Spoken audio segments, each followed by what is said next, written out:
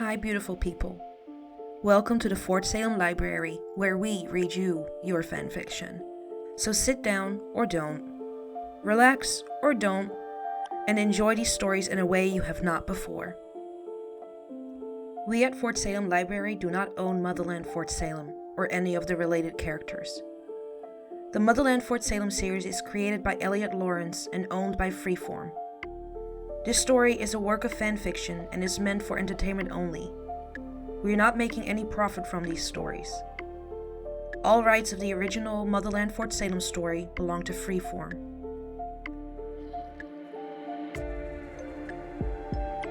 We also do not own Until Morning or any of its original characters and storylines. We did, however, get permission from the author to read their story.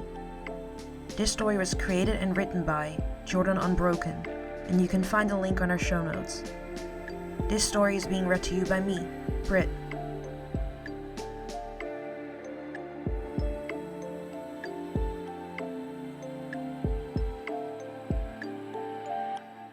Until Morning, Chapter 18. On a Good Day. Scylla took off her lab coat and slid onto the hook in her locker. After a grueling shift, she finally had a moment to rest. Scylla sat down on the bench in her locker room, changing her clothes from scrubs to jeans and a t-shirt, and her shoes from cushioned white running shoes to black leather boots. Scylla took a deep breath and rolled out her neck. Her phone had a message from Rael sent about a half an hour earlier. "I don't care what time you get off. Call me. I miss your voice already." Warmth bloomed from the center of her chest. Being wanted, needed, by someone was new to her. Patience required treatment, but a relationship required more of her than she'd been able to give in the past. Vulnerability wasn't an easy endeavor. She wanted Rael to know all of her, but the execution was a little more tricky. With a sigh, she tapped Rael's contacts in her phone and listened to the call ring through.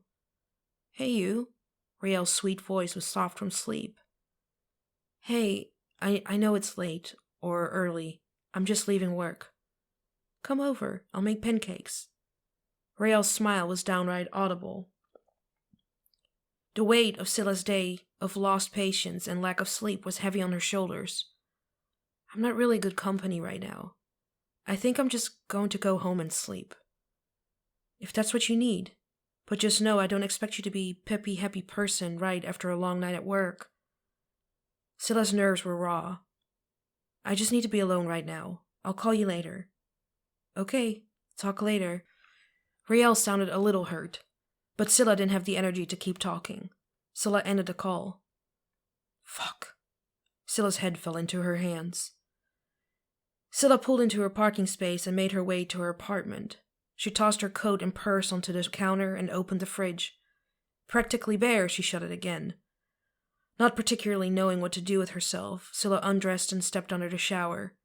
The water was too hot, but she couldn't bring herself to change the knob settings. The spray managed to loosen her muscles and helped wash the day down the drain. Scylla quickly brushed her teeth and fell naked into her cold bed. Scylla awoke and put on sweatpants and a hooded sweatshirt. She checked her phone and there were text messages from Rael asking if she wanted to come for dinner. Apparently, Tally was introducing her to M, and it would be sort of a double date. With work, Scylla hadn't had time to plan a night for her and Rael to meet each other's friends. Scylla looked at the messages for a few minutes before replying. "Hey, I don't think I'm up for much tonight. Maybe next time?" "Are you alright? You can talk to me," Rael sent back. "Just still tired. I think I'm going to have a night in by myself." The dots telling Scylla that Rael was typing appeared and disappeared a few times. Rael's message clearly being edited. "Okay, well, I'm here, you know." "I do know, thank you." Scylla curled up on the sofa and pulled the blanket off the arm of her chair and covered herself. She turned on the TV and closed her eyes, trying not to imagine the flatline on her patient's monitors. Scylla awoke early the next morning, before sunrise. She woke to messages from Abigail and Adil asking if she were free that evening. There were messages from Rael that made Scylla's stomach tighten. "Missed you at dinner. Hope you had a relaxing evening. You sounded distant earlier, just wanted to check in. We've been texting every night, but I also want you to have your space, just making sure you're okay. Scylla sighed and replied to Abigail, telling her that they would get together another time. Scylla's thumb hovered over Rael's messages, scrolling up and down, rereading them. Rael's concern coming through more and more with every message. This wasn't how Scylla wanted their relationship to be. Scylla wanted to be honest with Rael. "What are you doing right now?" she sent. "Cartwheels, you?" Rael messaged back. "Want to get out of the house? May I come get you?" "Of course. Where are we going?" "There's some people I'd like you to meet. Be there in 20. When Scylla arrived at the loft, Rael was dressed in jeans and a sweater, her jacket in her lap, ready to go. "Am I dressed okay? You didn't say who we were meeting." "You're perfect. I'm sorry I missed dinner. I wasn't in a very good spot. My work can be cruel at times." "Did something happen?" "Can we talk in the car? I know my car is small, but I pushed the passenger seat all the way back. I think your casted legs will fit." "Yeah, let's go." Rael pulled her jacket on and led the way to the elevator.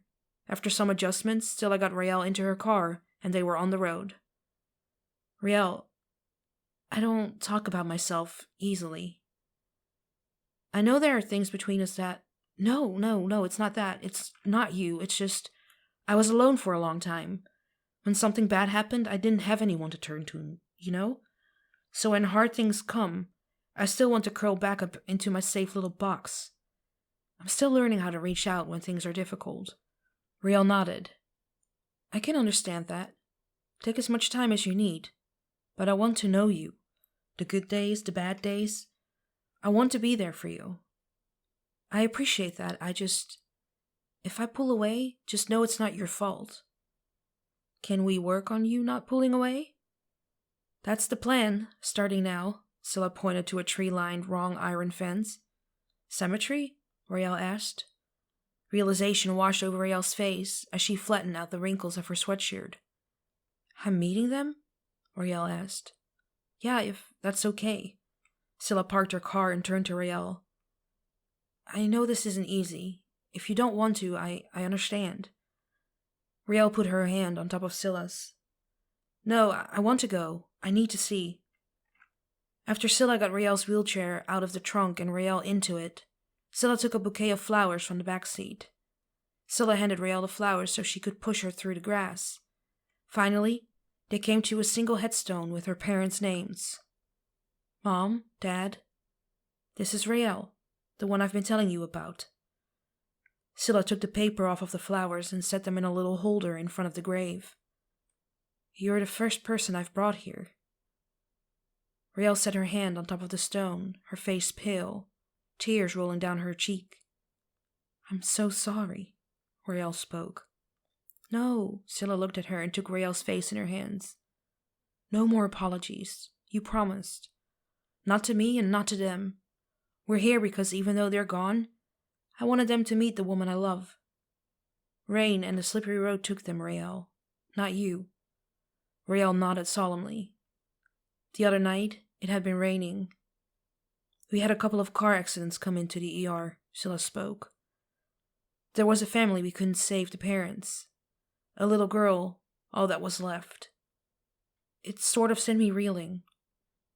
I should have told you that was why I didn't want to come over. Scylla." Rael put her hand on Scylla's arm. "I made my peace with what happened, Rael. You and I, we started something new and good and light. But sometimes the darkness still creeps in. I can't control that.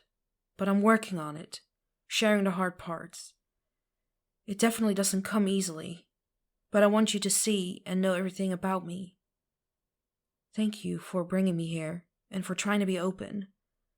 Sometimes I'm not sure how much to say. I don't want to push." "Push me," Scylla said, taking Rael's hand. "Shove me. Let's jump off that cliff together." "I like the sound of that," Rael spoke, bringing Scylla's hand to her lips. "Our relationship isn't going to be perfect still. If you need time to yourself to process what happens at work or whatever, then let me know and I'll give you space, okay? Just know that I'm here and I've got you." Scylla leaned down and kissed Rael. It wasn't full of fire or yearning. The simple kiss tasted of reassurance. "Thank you," Scylla whispered. "Okay," Raelle straightened up in her chair. "Tell me about them."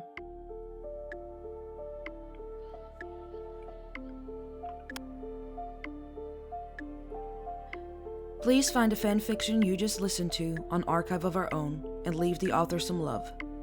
Without them, this wouldn't be possible, and we want to thank them from the bottoms of our hearts for creating these amazing stories and keeping the show alive.